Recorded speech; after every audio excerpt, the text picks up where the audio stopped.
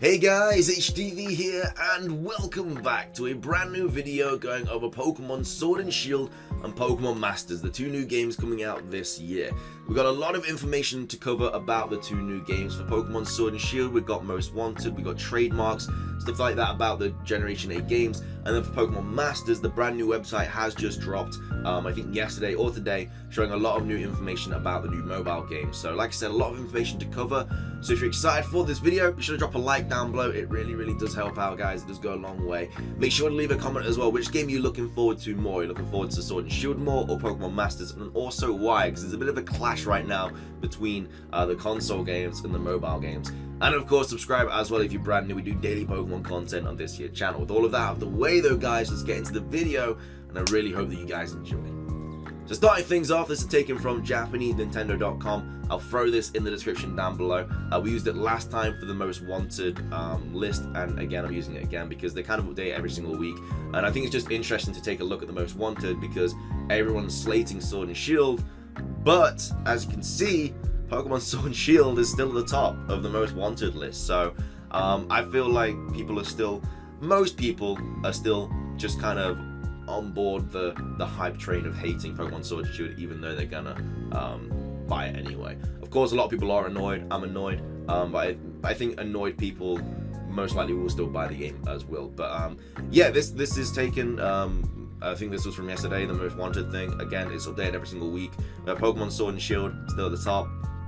Then we have Legend of Breath of the Wild switched to below 82. We've got all these different games: Luigi's Mansion, Rune Factory 5, Astral Chain, Legend of Zelda: Link's Awakening, Bayonetta 3, Animal Crossing: New Horizons, which I think will keep going up. I think Animal Crossing is gonna sell very well. We've got Fire Emblem, Dragon Quest. But as you can see, nearly like 100 over the number 2. So Pokemon Sword and Shield is way out in front. So I do think it's going to sell very well, which could be good or bad in a sense, because the people that have made the Generation 8 games, they're going to be like, okay, we made these huge changes this year by not like putting the whole decks into Sword and Shield, and people are still buying it. Does that mean that we don't have to like put all of our effort into the games and people are still going to buy it? It's kind of giving them the idea that, hey, people are still going to buy our games whether we put a lot of effort into them or not. I do feel like they have put a lot of effort into these games, and I still think these games are going to be really good. But if every single year they take something out and then you know, people still buy the games, and if they sell really well, they're just going to be like, yeah, we don't really need to try anymore. So I hope it doesn't come to that, and I hope that's just me thinking completely like negative about the situation. But I have seen quite a few people comment that, especially with how Pokemon Masters does as well. If Pokemon Masters does really well, then again they're just going to keep focusing their shift to mobile games because they just sell so well. But yeah, I just wanted to include that. The Most Wanted game again is still Pokemon Sword and Shield. Next up, still on the same website, again will be linked in the description down below, we have new trademarks. First one is for Farfetch'd. So Nintendo Co, Creatures Inc and Game Freak Co have applied a Farfetch'd trademark in Japan for purposes related to merchandising, video games and events. Actual application added below, thanks to JPlat. That's just like the Japanese application. So yeah, Farfetch'd has been trademarked. Now I do believe there's going to be a lot more Farfetch'd merch, and obviously it's going to have more information about it being in video games and stuff, because it's most likely getting an evolution in Pokemon Sword and Shield. The regional evolution Surfetch'd is most likely a thing, especially now because they've trademarked this Pokemon. A little bit of a weird time to trademark Farfetch'd if it wasn't going to get an evolution, because like, why would you randomly trademark it now 8 generations into, you know, franchise? So I do think that just kind of heightens the idea that this thing is getting an evolution. But not only that, we also have Snorlax getting a trademark. Nintendo Co, Creatures Inc and Game Freak Co have applied for a Snorlax trademark in Japan for purposes related to merchandising, video games and events. Actual application added below, thanks to JPlat. So Snorlax is definitely an interesting one, because I don't think Snorlax was shown to get a Gigantamax form or a regional evolution or anything like that in the league. So maybe this is for a movie or events or something, I'm not too sure. But yeah, Snorlax has also been trademarked, so I definitely think Farfetch'd is for Generation 8 Sword and Shield games for the evolution. But maybe Snorlax is getting some new form, maybe a Gigantamax form, or maybe even like another evolution. Maybe I can't really see Snorlax evolving any further, because I feel like it does well as a fully evolved mon. I mean, it's a pretty good Pokemon. to say the least. So I can't really see this thing getting an even bigger evolution. Maybe it's getting a mega evolution, even though mega evolutions aren't going to be in Sword and Shield. So I really don't know. The most likely option is that it's getting a Gigantamax form, and then that's just going to obviously make it look different, because as we know, Dynamaxing just makes Pokemon bigger. Gigantamaxing does make the Pokemon look different. I mean, we know that Snorlax is going to be in Sword and Shield because Munchlax was Saw, so that basically confirms that like the evolutions of those Pokemon are going to be in the games too. So yeah, Snorlax getting a trademark, very, very interesting. I don't know what it's going to be about, but hey, I guess we'll just have to wait and see. Let me know what you guys think it might be about though in the comment section below. I'd love to hear what you guys have to say about it. But yeah, all this was taken from JapaneseNintendo.com. Definitely check it out, guys. It keeps you up to date with like everything Nintendo. As you can see, it says breaking news, Zelda news, everything like that. So if you like any kind of Pokemon stuff or any kind of Nintendo stuff, we've even got some Animal Crossing stuff there as well for the mobile game. So yeah, that's all that. Next up, we do have the official website for Pokemon Masters. I'll drop it in the description down below. As always, guys, definitely check it out if you do want to read. I'm not going to read everything 110%. I'm just going to skip through everything. But if you want to, sit down with your cup of tea and read it all, be my guest. Anyway, it says your adventure of the island of Pasio. I don't know. It says Pasio is an artificial island where each trainer has one trusted Pokemon partner. Together, the trainer and their Pokemon are known as a sync pair, and they participate in 3-on-3 battles. So this is the story. Again, system and battles has been kind of like silhouetted out, so we can't actually click on those yet, but I'm sure it'll get updated soon. 3-on-3 team battles. The Pokemon Masters League PML is a tournament held on Pasio. It features gym leaders, Elite Four members, champions, and other all-stars from every region, who came together to form teams and participate in intense 3-on-3 Pokemon battles.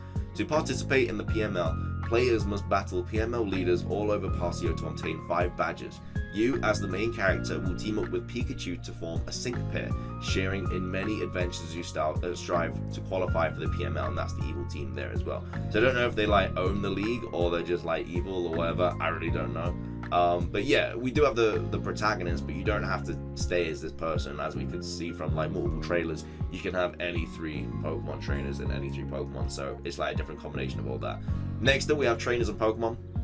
So this isn't like every single one. I think there's like 60 odd partners and stuff, and I think there's going to be DLC for the game as well, like downloadable content. But obviously we've got the protagonist character and Pikachu. You're the main character. You'll set out on an adventure journey on Artificial Island, Pasio with Pikachu as your partner.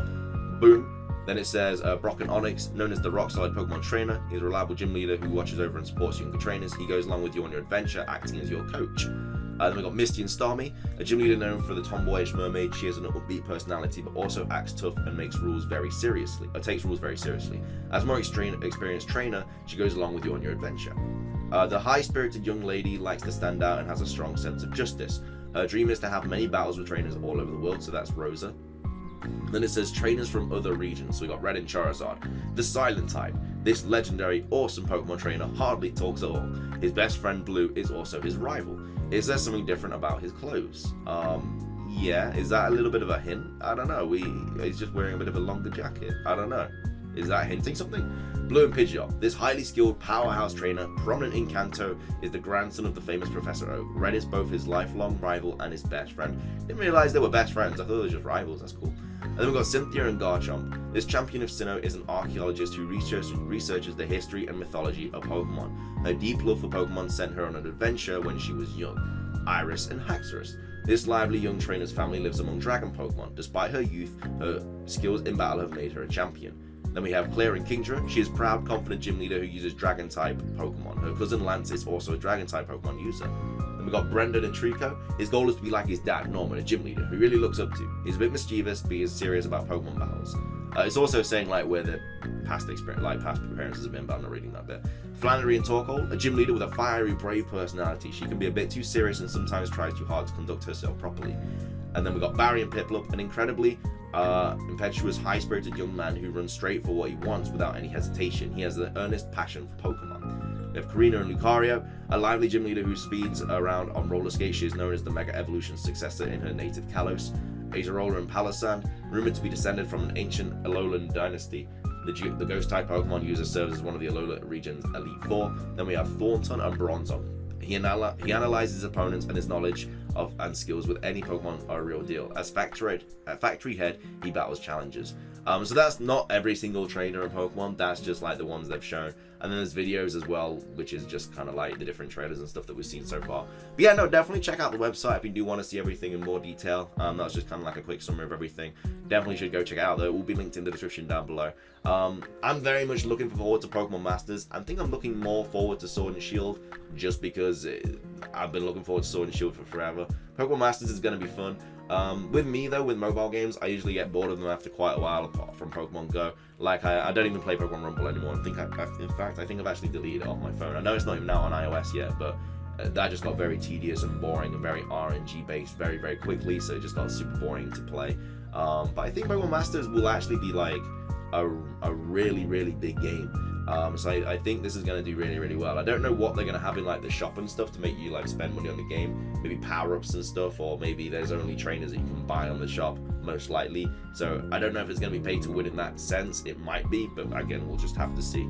But yeah, what are your thoughts on this? Are you excited for Pokemon Masters? Are you excited for Sword and Shield? Also, what do you think about Sword and Shield still being the most wanted game? And also, what do you think about the trademarks as well? Do you think that we are actually going to get an evolution for Farfetch'd? And what do you think the trademark for Snorlax is? I think it's Gigantamax form. Love to hear what you guys have to say though. That's everything from me for this video though, guys. If you did enjoy, please do consider hitting that like button down below. It really does help out. Please leave a comment as well. It really, really does help out, guys. I love to hear what you guys have to say. And of course, I do reply to them in the comment section down below.